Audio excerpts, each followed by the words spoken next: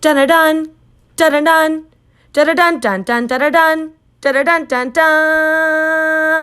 Good morning, and thank you for tuning in to B&G The Facts, the news station where we broadcast botany and gastronomy facts like it's breaking news. This is Jordana, your botanist newscaster, and today we will be discussing fruit and their hormones, specifically ethylene. To start us off, what is fruit? Well, botany defines it as a mature ovary of a flowering plant. It is said to be a symbol of life, hope, and aspiration. Its main purpose is to create more fruit. Nature's intention is for fruit to fall off their plant when perfectly ready, also known as perfectly ripe, for animals to eat.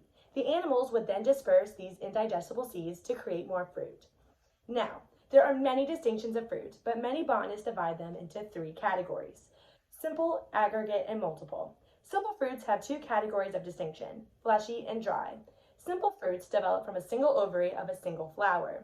Fleshy simple fruits are the so-called berries and drupes. Some examples of fleshy berries are avocado, bell pepper, blueberry, and even tomatoes and bananas.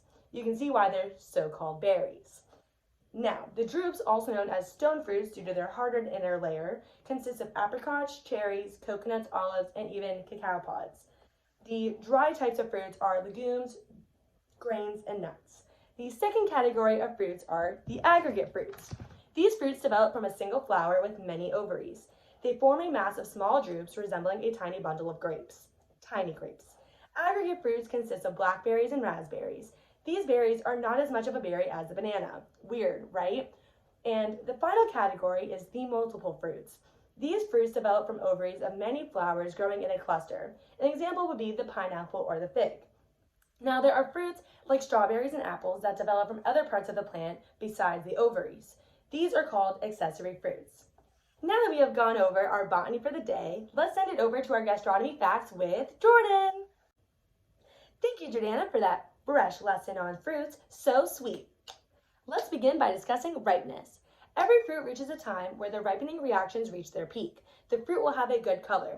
Green will change to a yellow-orange or a red-blue, and they will have a soft texture with optimal flavor. When fruits reach their optimum ripeness, their acids will have decreased, their sugars will have increased, besides for lemons and limes, and flavorful and aromatic substances will have been produced. Now, like our educational master Wolk has mentioned, timing maximum ripeness is like buying in the stock market. It's always changing and it requires a good amount of information. It is important to know which fruits continue ripening once they are picked. Needless to say, some fruits can and some cannot continue ripening once they are picked.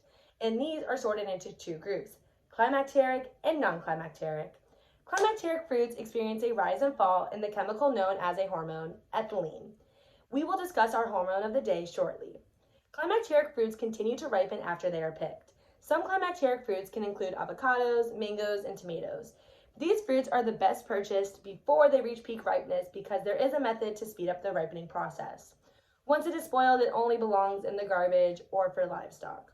Non-climacteric fruits do not ripen after picking, and they do not experience a rise and fall in the ethylene production. These fruits include cherries, watermelon, and cucumber. These fruits can soften a little and lose its green color, but it will not become riper before it's spoiled.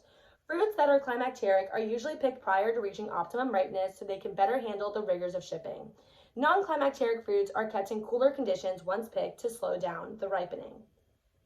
Ethylene, which is our hormone of the day, is technically a chemical that is considered a hormone in fruits because of the effectiveness in tiny quantities of less than 1 part per million. Ethylene is the gaseous plant responsible for speeding up the ripening process. Multiple studies have shown ethylene to be the core hormone in speeding up the ripening process in climacteric fruits, which backs up Wolk's research. Other studies also show ethylene affects non-climacteric fruits during development. But because non-climacteric fruits do not experience a release of ethylene gas once they reach maximum ripeness, they are not as impacted to the exposure of ethylene. Ethylene comes from fruit and is a key part in our method to speed up the ripening process for climacteric fruits. If you purchase a climacteric fruit and want to speed its ripening, you place the fruits in a paper bag with a few punched holes. Make sure it's not crowded. You can place other climacteric fruits in the bag, or you can place ethylene superproducer in the bag. These include passion fruit, which is #1 superproducer of ethylene, followed by apples and bananas. This allows for the bag to trap some of the ethylene gas and spread their ripening. If you use the same fruits to speed it up, it is considered an autocatalytic reaction. Increased ripeness does not mean increased sweetness. The fruits will soften and intensify in fragrance, but only few climacteric fruits get sweeter as they ripen off the plant. Some examples include apples, bananas, mangoes, and pears. Back to Jordana. Thanks, Jordan, for a wonderful explanation of ethylene and its role in climacteric and non-climacteric fruits. We hope everyone benefits from our facts on fruit and ethylene. Our producers will provide a list differentiating which fruits are climacteric and which fruits are non-climacteric.